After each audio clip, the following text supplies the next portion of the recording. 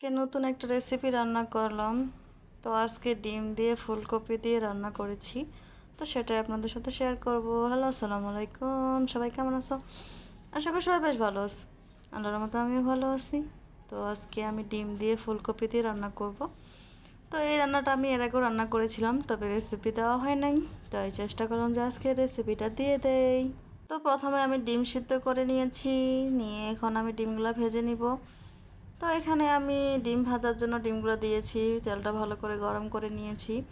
তো এখানে হলুদ, লবণ, মরিচের গুঁড়া দিয়ে আমি এখন ডিমটা লাল লাল করে ভেজে নিব।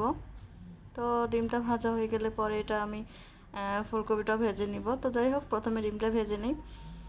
তবে রেসিপিটা দেখে অবশ্যই একবার ট্রাই করবেন। অবশ্যই অবশ্যই অনেক বেশি মজার এই তরকারিটা। শীতকালীন সবজি দিয়ে ডিম দিয়ে, সব সময় তো মাছ দিয়ে খেয়ে থাকেন।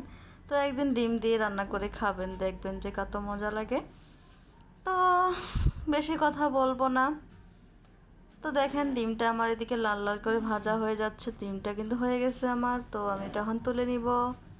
তো এটা এখন চামচ দিয়ে আমি তুলে নিব এক এক করে। তো দেখেন লাল লাল করে ভেজে নিয়েছি। তো এখানে আমি ফুলকপি, নতুন আলু, সাথে আমি ফুলকপির ডাঁটাগুলোও দিয়েছি। তো আপনারা না চাইলে এগুলো নাও দিতে পারেন, যেহেতু আমি পছন্দ করি সেজন্য আমি দিয়েছি। তো যাই হোক, এটা আমি ভেজে নিব, লাল লাল করে একটু ভেজে নিব। তো এখানে আমি হলুদ আর লবণ দিয়েছি, দিয়ে এখন এটা ভালো করে একটু ভেজে নিব।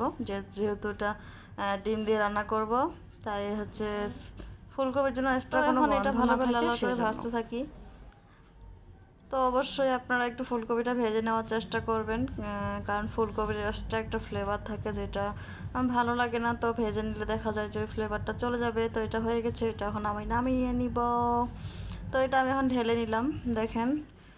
তো ঢেলে নিলাম। তো এখন এখানে আমি আর একটু তেল দিব।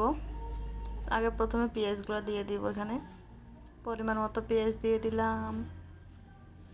পেঁয়াজ দিয়ে এখন পরিমাণ মতো একটু তেল দিয়ে দিলাম, কারণ যেহেতু তেল দিয়ে সব কিছুই ভাজা, তাই তেলটা একটু কম দিয়েছি। তো তেল দেওয়ার পর এখন পেঁয়াজটা একটু ভেজে নিব। পেঁয়াজটা ভাজা হয়ে গেলে সব মশলাগুলো এখানে দিয়ে দিব। তো এক এক করে সব মশলা এখানে দিয়ে দিব। প্রথমে দিয়ে দিলাম আমি টমেটো, একটা টমেটো কিউব করে কাটা আর কি। তো এখানে আমি আদা রসুন পেস্ট দিয়েছি, একটু জিরা বাটা দিয়েছি।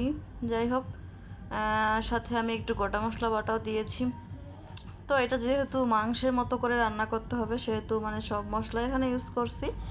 তো এখানে লবণ দিয়ে দিলাম, যেহেতু আমি লবণ দিয়ে সবগুলোই ভাজছি, ডিম আবার ফুলকপি, তো লবণের পরিমাণটা খুবই কম দিবেন। তো লবণ দিয়ে দিলাম, দিয়ে এখন আমি মরিচ গুঁড়া, হলুদ গুঁড়া, জিরা গুঁড়া সব দিয়ে দিলাম, দিয়ে এখন এটা ভালো করে একটু নাড়াচাড়া দিব। তো এটা নাড়াচাড়া হয়ে গেলে ভালো করে একটু কষাই নেব। দেখেন এটা কিন্তু প্রায় আমার কষানো হয়ে গেছে। তো এখানে আমি এখন ফুলকপি যেগুলো তো আমি রান্না করার সাথে কিন্তু এগুলো মুছেও রেখে দেই, এদিকে রান্নাও করি এদিকে কাজও করি। তো যাই হোক, এখানে আমি এগুলো দিয়ে এখন ভালো করে তরকারিটা একটু কষাই নিতে হবে। একটু ভালো করে কষাইলে হবে, যেহেতু এটা ভাজছি তার বেশি একটা কষানোর প্রয়োজন নাই। তবে আমি ঢাকা দিয়েছিলাম, ঢাকা দিয়ে একটু ভালো করে কষাই নিচ্ছি। তো দেখেন আমি দেখাচ্ছি যে কীভাবে কষাই নিতেছি। তো কালারটা দেখেন জাস্ট ওয়াও আসছে। তো অবশ্যই অবশ্যই একবার হলেও ট্রাই করবেন এই তরকারিটা, খেয়ে দেখবেন, এভাবে রান্না করে দেখবেন যে ভালো লাগবে অবশ্যই। আর ভিডিওটা যদি ভালো লাগে অবশ্যই লাইক কমেন্ট করে দিবা, চ্যানেলটা সাবস্ক্রাইব করে দিবা। তো এখানে এটা কিন্তু আমার প্রায় হচ্ছে কষানো শেষের দিকেই। তো এখানে কিন্তু পরিমাণ মতো এখন পানিটাও দিতে হবে। তো যাই হোক, আমি একটু ভালো করে নাড়াচাড়া দিচ্ছি। তো এখানে আমি এখন পানি দিয়ে দিব। তো পরিমাণ মতো পানি দিয়েছি, যেটুকু আমার ঝোল লাগবে সেতটুকুই।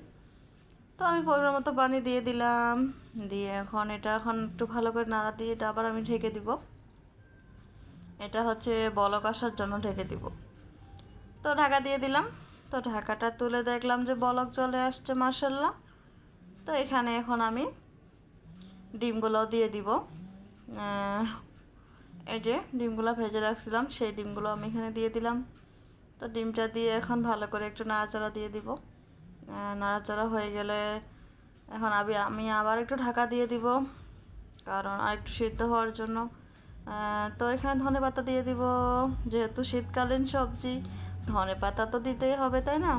তো ধনেপাতাটা পড়ে গেছিলো, জাস্ট ওটাও উঠিয়ে দিলাম, যেহেতু এটা পরিষ্কার ছিল সেহেতু। তো কেউ বাজে কমেন্ট করবা না প্লিজ। তো ওই তরকারিটা কিন্তু আমার প্রায় হয়ে গেছে। তো আরেকটু পানি শুকাবে। তো যাই হোক, কেমন হয়েছে অবশ্যই জানাবা।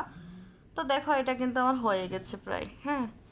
তো ফাইনাল লুক দেখে নাও, মাশাল্লাহ মাশাল্লাহ।